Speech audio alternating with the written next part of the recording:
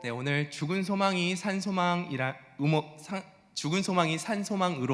제목으로 하나님의 말씀 전하도록 하겠습니다. 우리 함께 고백해 볼까요? 죽은 소망이 산 소망으로. 아멘.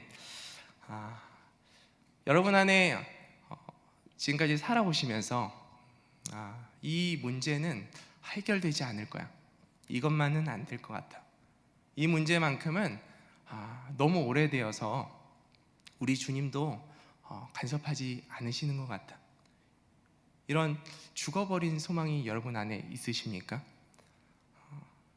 제가 이제 룻기를 만나다라는 성경 공부를 우리 성도님들 한 8분과 함께 하고 있는데요. 성도님들과 이렇게 공부를 하다 보니까 그곳에 이제 연세 지긋하신 권사님 83세 정도 되시는 그 성도님들이 4분이나 계세요. 그래서 삶을 이렇게 같이 나누다 보면 제가 상상할 수도 없는 어려움과 시련을 겪은 이야기를 듣게 됩니다. 그런데 우리의 삶을 이렇게 돌아보면 이 문제는, 이 질병은, 이 재정의 문제는, 이 관계의 문제만큼은 하나님께서 해결하시지 못하는 것 같다. 그래서 삶의 한켠에 묻어두고 기도의 자리에서도 잘 꺼내지 않는 이야기들이 있음을 우리가 삶을 돌아볼 때 있다는 것을 좀 보게 됩니다. 그런데 우리가 한 가지 기억하는 하나님의 살아계심, 하나님이 누구신지 기억하는 시간이 되었으면 좋겠습니다. 하나님은요, 여러분을 사랑하십니다. 하나님은 오늘도 살아계십니다. 그 하나님은 그 문제를 해결하실 수 있는 능력의 하나님이십니다. 하나님은 불가능이 없으신 하나님이십니다. 하나님은 죽은 자도 살리신 능력의 생명의 하나님이십니다. 오늘 이 밤에 이 믿음이 회복되기를 소망합니다. 하나님의 은혜로 우리 안에 죽어있던 그 소망이 산소망으로 변화되어지는 그 은혜가 이 시간 충만하기를 예수 이름으로 축원합니다. 에스겔서의 배경을 잠시 좀 살펴보았으면 좋겠습니다. 에스겔서는 남유다가 배경이 되는데요.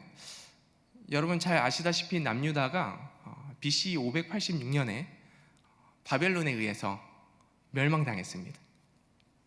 한 번의 침략에 의해서 망하는 것이 아니라 3번의 침공에 의해서 바벨론이 공격을 3번이나 해서 이제 결국 BC 586년에 망하게 됩니다. 1차 침략 때 우리가 다니엘서를 읽어보면 다니엘과 세 친구가 그 바벨론의 1차 침공 때 함께 끌려가는 모습들을 보게 됩니다.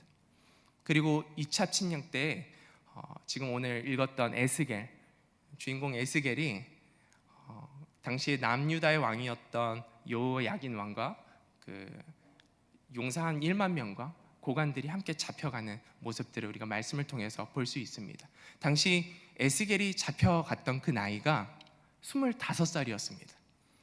여기에서 25살이 보이지가 않습니다. 네, 정말 젊고 어린 청년이 그 나이에 잡혀갑니다. 이 에스겔은 제사장 집안이었습니다. 그래서 30살이 되면, 민수기 말씀을 따라서 생각했을 때 30살이 되면 제사장의 일을 해야 되는데, 근데 포로로 잡혀갔으니 그 일을 할 수가 없습니다. 그가 그발 강가에 있었을 때 5년 뒤죠. 25에 잡혀갔는데 30살이 되었을 때 하나님께서 그를 부르십니다. 그를 부르시고 내가 너를 예언자로 세웠다라고 말씀하시고 그에게 하나님의 말씀을 넣으시고 그가 하나님의 입이 되게 합니다. 그가 같이 포로로 잡혀왔던 유다 사람들에게 이런 선포를 하는 것이죠. 하나님께서 우리의 죄악에 심판을 하시는 것이다. 그래서 우리는 회개해야 된다. 그러나 하나님께서 여전히 우리를 사랑하신다라는 이 믿음을 잃지 말아야 된다. 그래서 이 회개와 이 믿음을 남유다 이 포로된 자들에게 촉구합니다. 근데 그들이 믿질 않죠. 하나님 우리를 버리실 리가 없어. 예루살렘이 멸망할 리 없어. 그러다가 이제 6년 뒤에 3차 침공이 일어납니다. BC 586년 바벨론 느부갓네살 왕에 의해서 예루살렘이 회파당합니다. 완전히 망하게 돼요. 멸망합니다. 다 무너집니다. 그 소식을 포로된 자들이 듣게 됩니다. 에스겔 말대로 멸망당한 거예요. 하나님께서 심판하신 거예요. 그런데 이 예루살렘의 이 멸망 소식은요, 단순히 한 국가의 멸망 정도가 아니었어요. 그들에게 느껴지는 이 체감되는 온도는 하나님께서 자신들을 버리신 절망감에 휩싸일 정도였어요. 왜냐하면 예루살렘은 여러분도 잘 아시다시피 성전이 있지 않습니까? 성전은 하나님의 임재를 상징합니다. 하나님이 너희와 함께 있다라는 그 임마누엘 하나님을 생각하게 합니다. 그런데 예루살렘 성전이 망했어요. 흔적도 남지 않고 멸망한 거예요. 하나님께서 우리를 버리셨나? 정말 하나님께서 우리를 떠나셨나? 소망이 보이지 않는 상황 가운데 이 사람들이 처하게 되는 것입니다. 에스겔도 예언자로서 그렇게 6년간을 선포를 했습니다. 하나님 심판하신다. 회개해야 된다. 그러나 이 믿음을 잃지 말아야 된다. 하지만 정말 이 자신의 고국이 망했다, 이 성전이 멸망당했다라는 그 소식을 들었을 때 그의 마음이 어땠겠습니까? 아무리 심판을 선포했다고 한들 그 마음이 괜찮았겠습니까? 가슴이 찢어졌을 것입니다. 제사장으로서 하나님의 일을 해야 되는 백성으로서 그 마음이 너무 아팠을 것입니다. 더 이상 소망이 보이지 않았을 것입니다. 절망 가운데 있었습니다. 이 문제가 해결될까? 포로된 우리가 정말 구원받을 수 있을까? 다들 그렇게 절망하고 있을 때 하나님께서 에스겔에게 두 가지의 큰 환상을 보여주십니다. 그것이 우리가 잘 알고 있는 37장에 에스겔 37장에 이제 마른 뼈들이 하나님의 군대가 되는 그 모습입니다. 그리고 오늘 읽은 이 본문이죠. 47장에 성전 그 문지방으로부터 지성소로부터 생수의 물이 이렇게 졸졸졸 흘러나와서 그게 후에 생수의 강이 되고 죽은 바다와 죽은 땅이 살아나고 모든 죽은 생명들이 오늘 말씀 읽었던 것처럼 다시 살아나는 그 영광을 환상 가운데 보게 됩니다.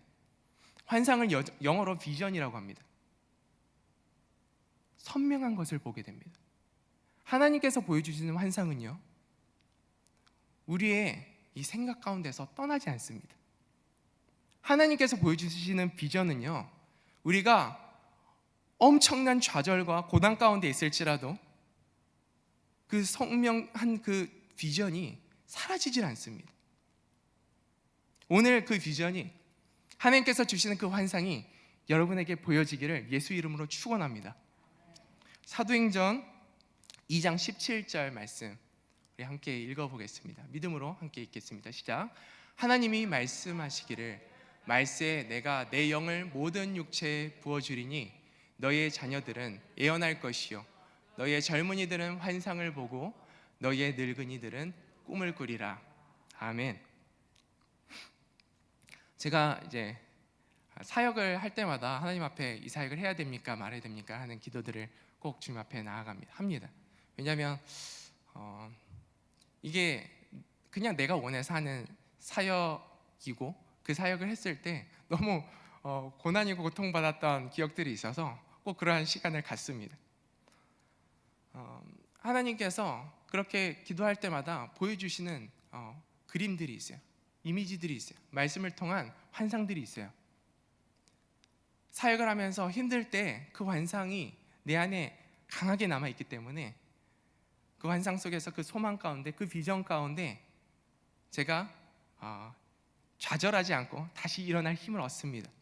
하늘빛 광성교회에서 이 사역을 시작할 때도 주님께 하나님, 주께서 나를 이곳에 부르셨는데 내가 어떤 마음으로 이 청소년 아이들을 위해서 사역해야 됩니까? 라고 기도할 때 하나님께서 기도하는 가운데 아이들이 예배하는 장면을 저에게 보여주셨어요. 아이들이 예배를 하는 거예요. 저희 청소년부 예배를 이제 함께 이제 드려보면 아시겠지만 어, 예배하는 아이들을 좀처럼 찾아보기가 쉽지 않습니다. 그런데 그 아이들이 예배하는 그 환상을 제 안에 보여주시는 거예요. 뜨겁게 하나님 앞에 나아가는 그 모습을 보여주시면서 하나님께서 이렇게 이 아이들을 예배하는 아이들로 바꾸시겠구나라는 선명한 그 비전이 제 안에 들어왔습니다. 그래서 이번 주에도 아이들을 위해서 이렇게 기도를 하는데 아이들의 그 예배드리지 않는 모습들이 떠오르기보다는 아이들이 예배하는 모습들이 선명하게 떠오르는 거예요.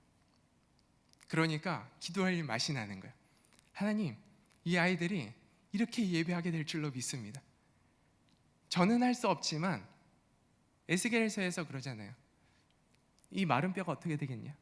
저는 모르겠습니다. 너는 할 수 없지만 나는 이 마른 뼈들을 변화시킬 수 있다 하시면서 이 마른 뼈들을 살리시고 군대되게 하십니다. 나는 할 수 없지만 너는 할 수 있어. 너는 할 수 없지만 나는 할 수 있어. 하나님께서 그 일들을 기대케 하시는 것이죠. 최근에 이제 같이 성경 공부하는 이제 청소년 친구가 있어요. 이 친구가 이런 고백을 하는 거예요. 몇 달 전까지만 해도 몇 주 전까지만 해도 설교 시간이 그렇게 졸렸대요. 그래서 말씀 듣는 시간만 되면 졸리니까 말씀이 이해되지 않으니까 잠을 잤다는 것입니다. 그런데 어느 순간부터 말씀이 들리기 시작하더래요. 말씀이 이해되기 시작하더래요. 그러니까 잠을 잘 수가 없다라는 거예요.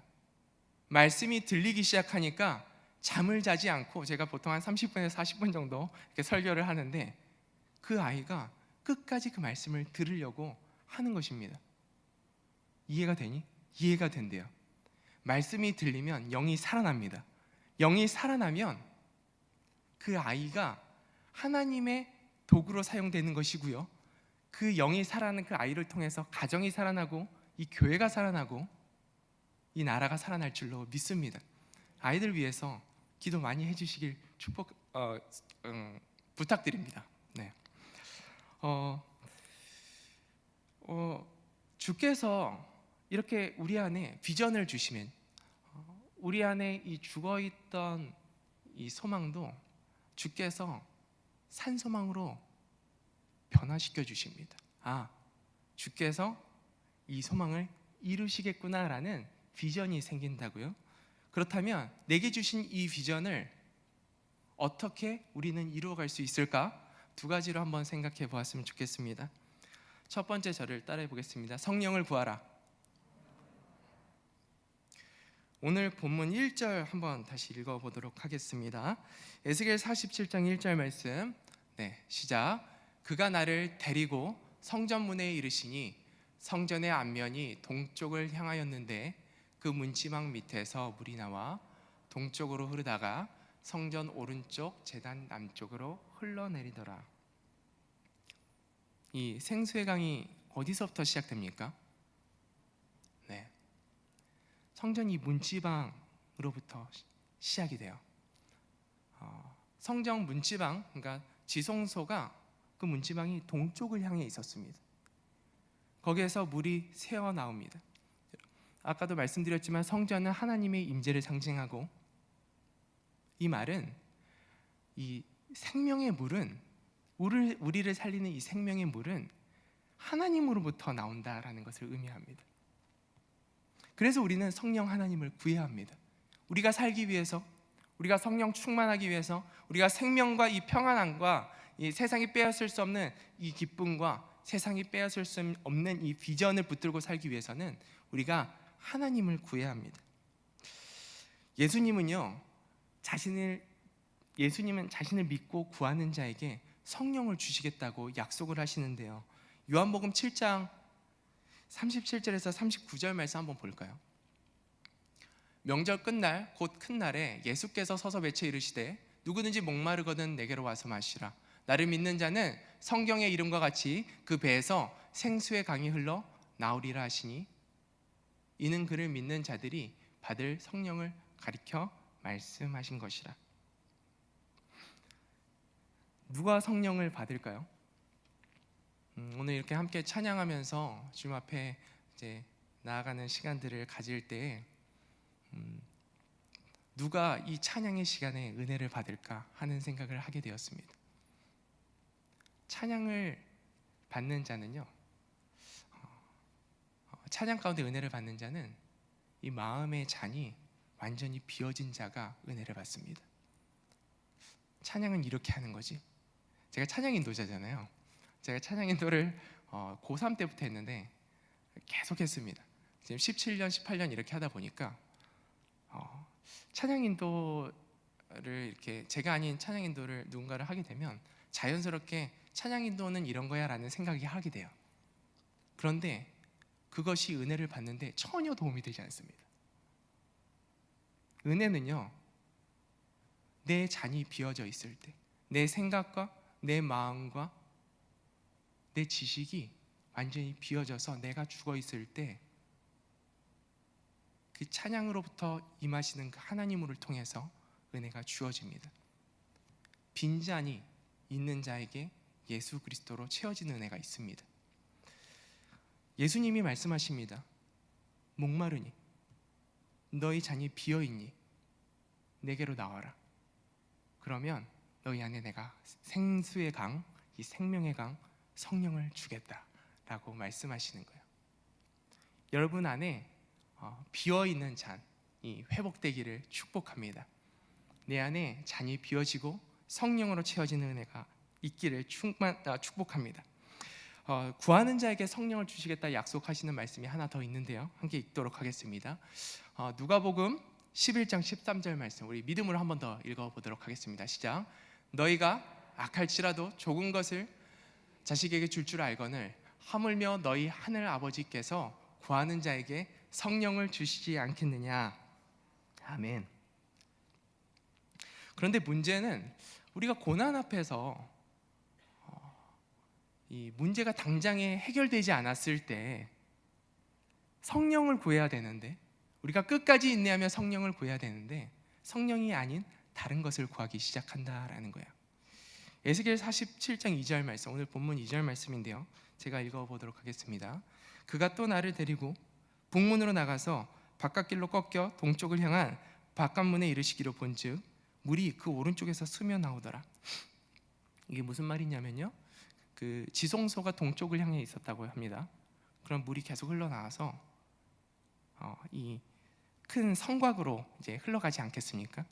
예루살렘 성전 안에서 지성소로부터 물이 흘러나와 이 성곽 끝에 있는 이 동쪽 문에 이르게 됩니다.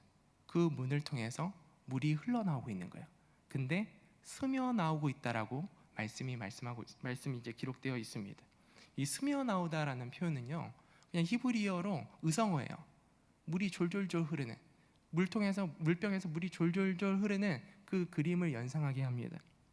정말 적은 양의 물이 흘러나오고 있었다라는 거예요. 만족스럽지 않은, 정말 이 정도로 무슨 일이 일어날까 싶을 정도의 물이 졸졸졸 흘러나오고 있었다라는 거예요. 이걸로 정말 무슨 일이 일어날까? 그 흘러나오는 속도가, 해결되어지는 그 생명의 능력이 만족스럽지 않을 때 우리는요, 성령을 떠나고 다른 것을 구하기 시작합니다. 예를 들면 이스라엘 백성이 애굽을 떠났죠.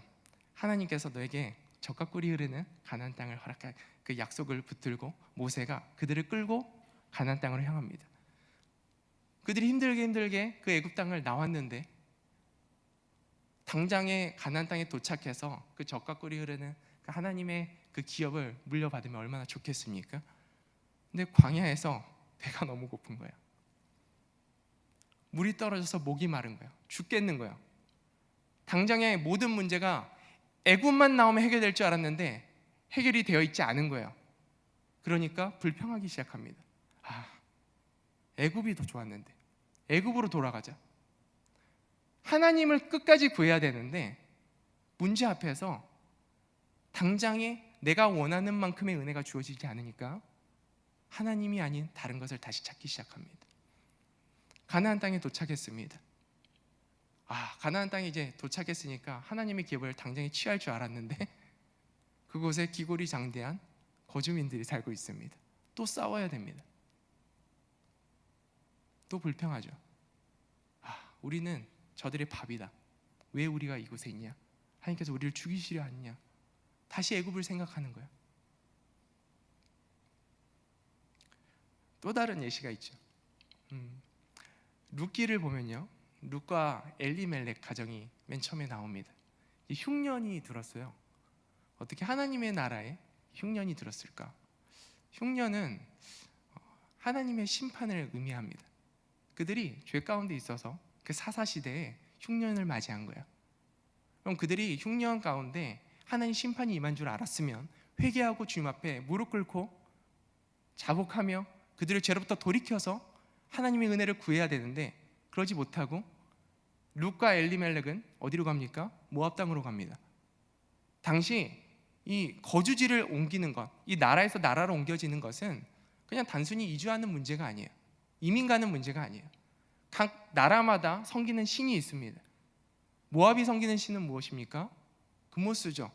인신 제사를 드리는 이방신입니다. 그들이 흉년을 맞이했다고 해서 하나님을 등지고 그모스를 섬기는 모압 땅으로 이주합니다. 회개하지 않고 하나님께 끝까지 인내하며 매달리지 않고 하나님의 기업을 버리고 이동하는 것이죠. 다른 것을 구하는 것이죠. 예레미야 2장 13절 말씀 함께 읽도록 하겠습니다. 시작. 내 백성이 두 가지 악을 행하였나니 곧 그들이 생수의 근원되는 나를 버린 것과 스스로 웅덩이를 판 것인데 그것은 그 물을 가두지 못할 터진 웅덩이들이니라. 우리가 하나님을 믿는 백성으로서 끝까지 하나님을 붙들어야 되는데, 생수의 강인 성령 하나님을 붙들고 그것이 생명인 줄 알고 끝까지 인내하며 그 자리를 지켜야 되는데, 조금 내 마음에 만족스럽지 않다고, 이 은혜가 만족스럽지 않다고 하나님을 등지고 다른 웅덩이를 찾는 거예요. 그 웅덩이는 터진 웅덩이입니다. 여러분, 다른 곳에서 생명을 찾지 않으시길 예수 이름으로 축원합니다. 오직 성령님께만 그 생명이 있습니다. 그래서 우리 안에 이런 모습은 없는지 돌아보며 이따가 설교 후에 좀 회개하며 기도하는 시간들을 갖기를 원합니다.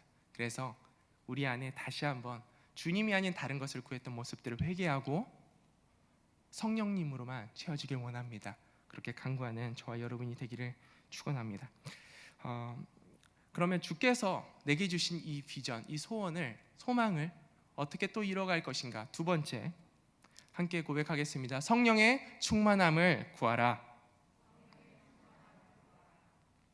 성령의 충만함. 여러분, 성령의 충만함이라는 해석은 여러 가지로 우리가 묵상하고 대답할 수 있을 것 같아요. 근데 성령의 충만함, 제가 말씀을 준비하면서 제 안에 주신 마음은, 성령의 충만함은 내가 죽는 것입니다. 내가 그리스도와 함께 십자가에 못 박혔나니 그런즉 이제는 내가 사는 것이 아니요 오직 내 안에 그리스도께서 사시는 것이라. 이 갈라디아서 2장 20절이 완전히 이루어지는 삶.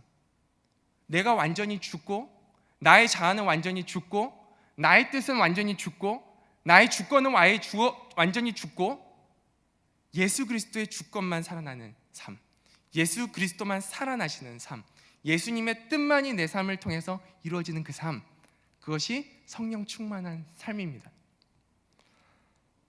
3절에서 5절 말씀은요, 성령 충만한 삶에 대해서 잘 이야기하고 있습니다. 이미지적으로 우리가 볼 수 있는데요, 3절에서 5절까지의 말씀, 제가 읽어보겠습니다. 그 사람이 손에 줄을 잡고 동쪽으로 나아가며 천척을 측량한 후에 내가 그물을 건너게 하시니 물이 발목에 오르더니 다시 천척을 측량하고 내게 물을 건너게 하시니 물이 무릎에 오르고 다시 천척을 측량하고 내게 물을 건너게 하시니 물이 허리에 오르고 다시 천척을 측량하시니 물이 내가 건너지 못할 강이 된지라. 그 물이 가득하여 헤엄칠 만한 물이요 사람이 능히 건너지 못할 강이더라. 아멘.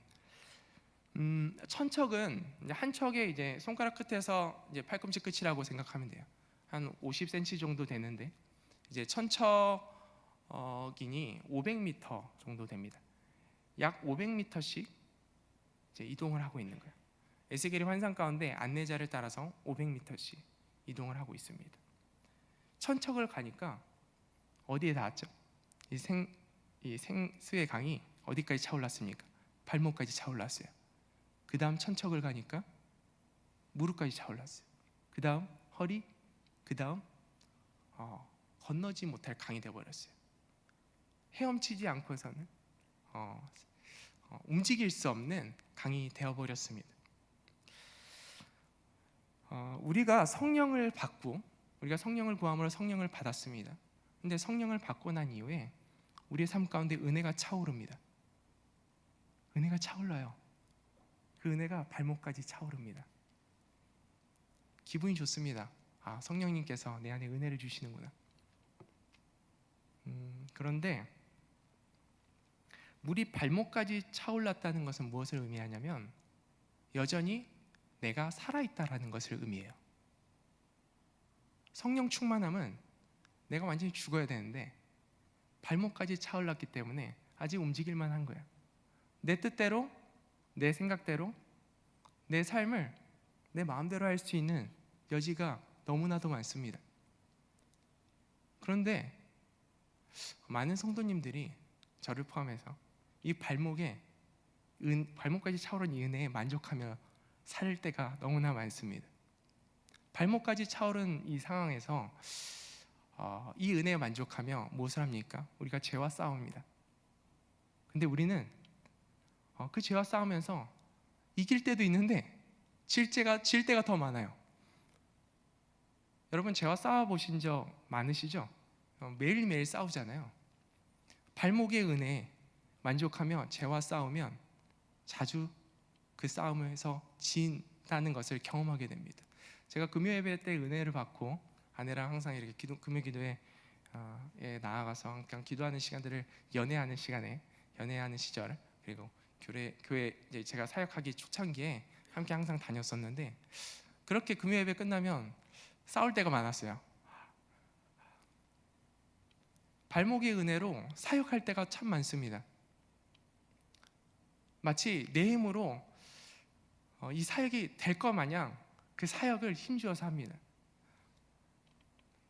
제가 사역을 한창 하는데 그 사역에 너무 힘이 들어서 주님 앞에 기도를 하는데 주님이 기도하는 가운데 무화과 나무를 보여주셨어요. 근데 잎사귀만 무성한 거예요. 무화과 나무 열매가 너무나 적게 맺혀 있는 것을 보고 하나님 이게 무엇입니까? 너의 사역이다라고 말씀하시는 거예요. 발목의 은혜로 사역자가 아무리 사역을 열심히 한들 많은 열매 거치기가 쉽지 않습니다.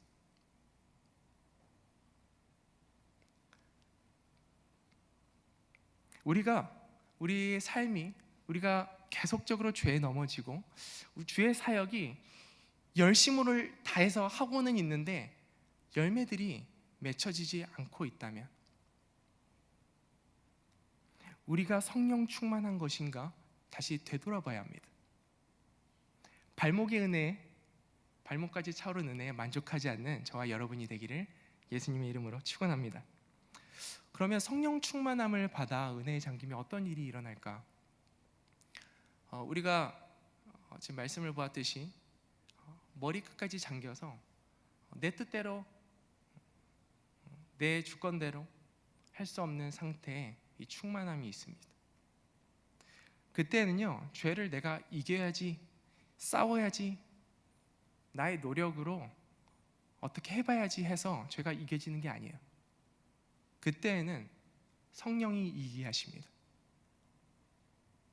죄가 미워지기 시작하고 죄가 역겨워지기 시작하고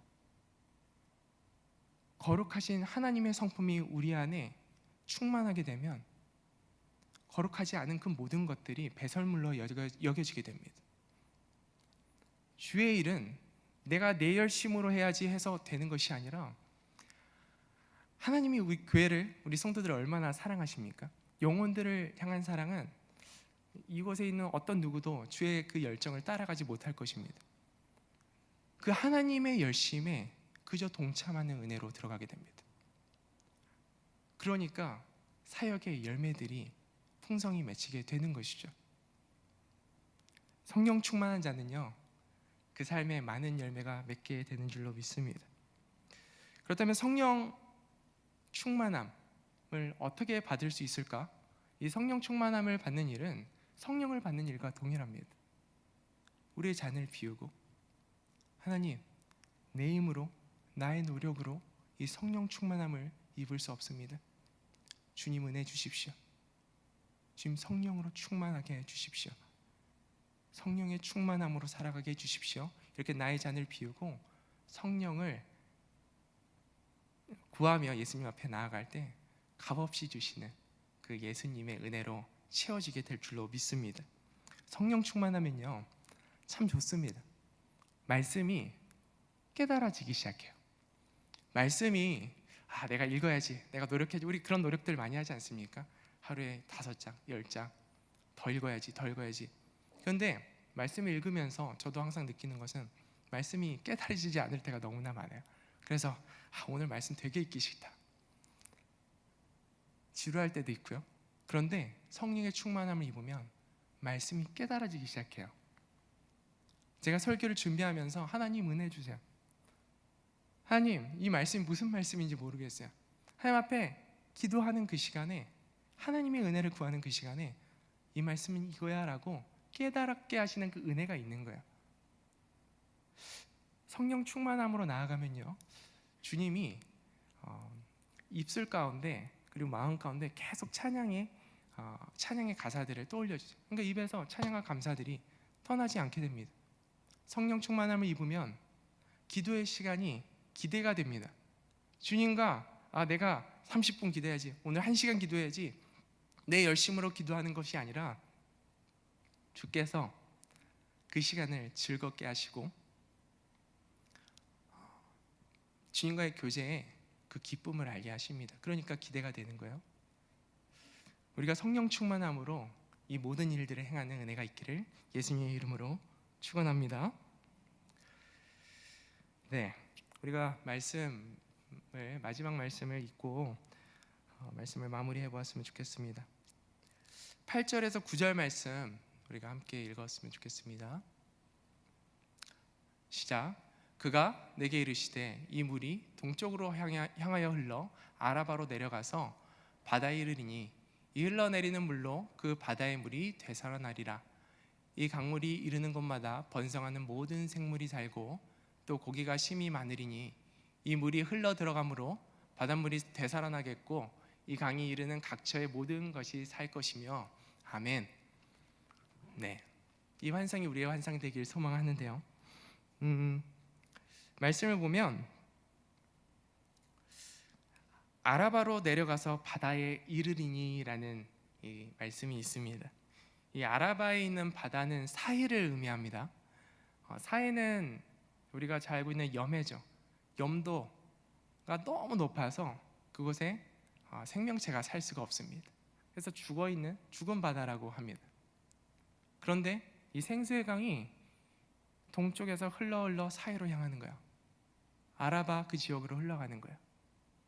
죽은 땅으로 흘러갑니다. 생수의 강이 죽은 것을 살립니다. 바다가 살아나고 죽은 땅이 살아나고 죽은 생명들이 살아나고 식물과 동물들이 살아나고 그 주위에 많은 이들이 몰려서 그 치료하는 열매와 그러한 것들을 함께 먹고 나누며 회복의 일들이 일어납니다. 우리가 성령 충만함을 받을 때 우리 삶에 일어나는 일들입니다. 우리가 성령 충만함에 잠겨 있을 때 우리가 의도하지 않아도 내가 살아나고 내 죽어있던 삶의 소망의 그 영역들 있잖아요. 그 소망들이 자연스럽게 되살아나는 은혜들을 경험하게 됩니다. 주께서 해결하시는 거예요. 그리고 내가 해결되면 내 가정으로 그러한 것들이 흘러갑니다. 그리고 우리 교회로 흘러갑니다. 내가 속한 그 공동체에 흘러가는 것입니다. 내가 하는 것이 아니에요. 주께서 그 일들을 행하십니다. 오늘도 기도하는 가운데 성령 충만함을 받아 죽은 소망이 산 소망으로 변화되어지고 내 삶에 죽어있는 것들이 모두 살아나는 은혜로 나아가는 이 시간 되기를 예수 이름으로 축원합니다.